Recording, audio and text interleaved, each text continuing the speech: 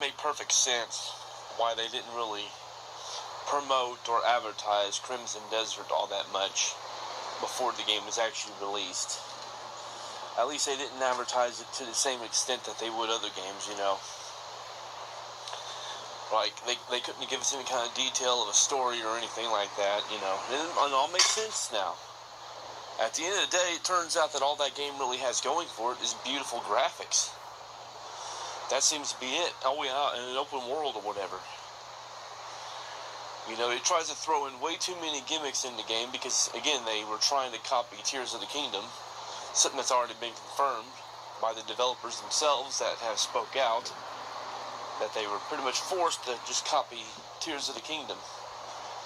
You know, and that's why the game don't make no sense and everything, because it has all that other stupid crap in it. You know, there was an actual explanation for why there was floating islands and things like that in Tears of the Kingdom. I never played enough of the game to know the explanation, but there was still an explanation for it nonetheless. Meanwhile, you know, Crimson Desert just has floating islands just to have floating islands. There's no explanation or nothing, and there won't be no explanation for it because there is no story to that game, because it was originally supposed to be an MMO that they decided to make a single-player game at the last minute. So yeah, and evidently it's a complete broken glitch fest on consoles. I mean, they said it's a glitch fest also on the PC, but it's not as bad as what it is on consoles. But still. And evidently, because of it being such a high-demanding game in terms of the power or whatever, that it needs to perform right and everything, then, yeah. The controls are contrived and crap and everything. It's like, there's nothing good about this game at all, the more I think about it. And I tell you the truth, because of all these negative things, I doubt I even get it at all, to be perfectly honest with you. Like, it's a shame because I thought that would have been a game I would have really enjoyed and everything, but after finding out everything I found out about it and everything, after doing the proper research and everything, I'm like, you know what? I think I'm just going to pass up on Crimson Desert altogether and save some money. I mean, which that's no big deal, but, you know, still. It is a little frustrating because it's like, well, now there's just one less game for me to really look forward to, you know. But like I said, there's still a new Fable. There's still going to be that Tomb Raider Lost Legacy at some point in time. So those are two games to look forward to. There's still Forza Horizon 6. You know, there's still Grand Theft Auto 6 at some point in time. You know, so still have all those games to look forward to. Even though, well, I don't know if I can really say anything negative about the game Atomfall, given the fact that anything negative I did hear could have easily been fixed with a patch, and given the fact those complaints were made like a year ago, or at least 11 months ago anyway, then chances are all those issues and whatnot have been addressed. I mean, that's just speculation, but still. Nonetheless, though, it is a pretty safe bet that that game's probably been fixed and everything, especially since it is holding its value. You know, and I'm seeing nothing but good reviews and praises for the game now, so yeah, so like I said, chances are all the issues and stuff are fixed and ironed out. So, yeah, and I need to watch more footage regarding Expedition 33 to find out exactly what they mean by I can't remember what they called it, interactive turn-based combat, or, you know, it's kind of a weird, how they phrase the kind of combat system is kind of weird, so I'm going to have to do some more research on Expedition 33 to see if it's a game I'm going to want or not. You know.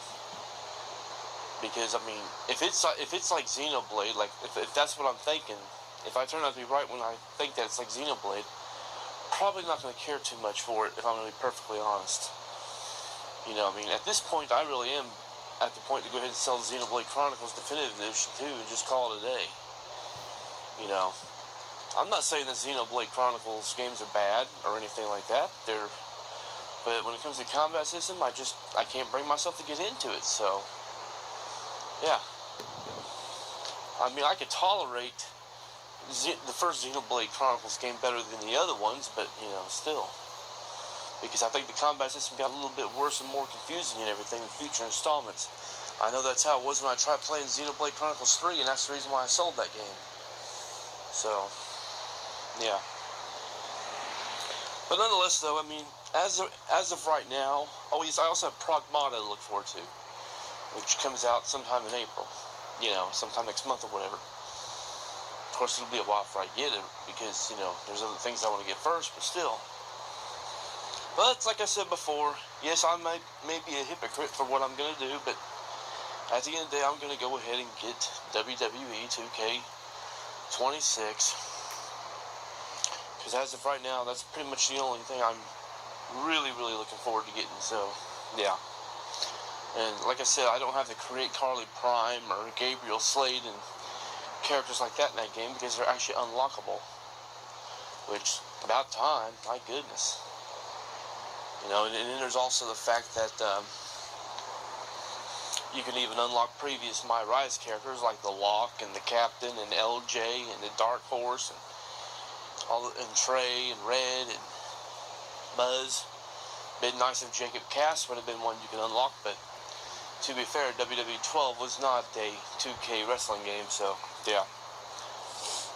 But nonetheless, though, I mean, at the end of the day, it's still awesome that we can unlock all those other My Rise characters. Although I'm still liable to recreate them myself and just use the entrance animations and victory music and whatnot that they have for all of those My Rise characters like that, you know. Because honestly, I just cannot see Red as a black woman. I think they're just pushing an agenda with that. Like I said, the original Red was voiced by a white woman, a Caucasian woman. And the way Brooklyn Von Braun insulted her in WWE 2K20, it really made it sound like she should look more like a pudgy, freckled-faced, red-headed ginger, if I'm going to be perfectly honest. So, for them to make her black, yeah, that really does feel like they're pushing an agenda. Same thing with The Lock, making him black.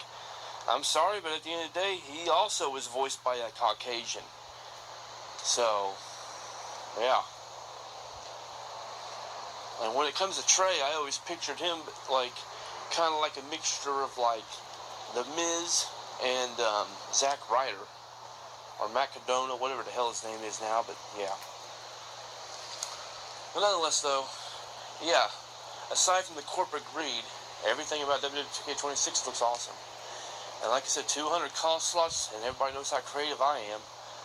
Like, for real. So, definitely going to want to get that. It's about time they gave us 200 call slots. That's something that's been long overdue. So, yeah, especially since they don't want to make characters like the Red Flame or the Red Monsoon and all those other fictional characters, playable characters, and the only way to play as him is to play the GM mode. So, yeah, now that I can actually unlock, now that we have 200 call slots, it won't be no big deal to create all those characters, and still have enough slots to create my own creations. So, yeah. So, yeah, I mean, when it's all said and done, the best choice for me, obviously, is WWE 2K26. But it is what it is. Like I said, you know, eventually, maybe I'll get Expedition 33, but eventually, and I'll definitely get Atomfall eventually, but I think I'd rather play WWE 2K26 right now. I would have loved to play Crimson Desert, but like I said, after everything I've learned about it and everything, it's like, I'm at the point where I don't know if I want to get it at all. Like, for real, if I'm just going to play an open world Wank Fest that allows me just to play the game with a bunch of random gimmicks and everything, I might as well just pop in something like Breath of the Wild or Tears of the Kingdom. So, yeah.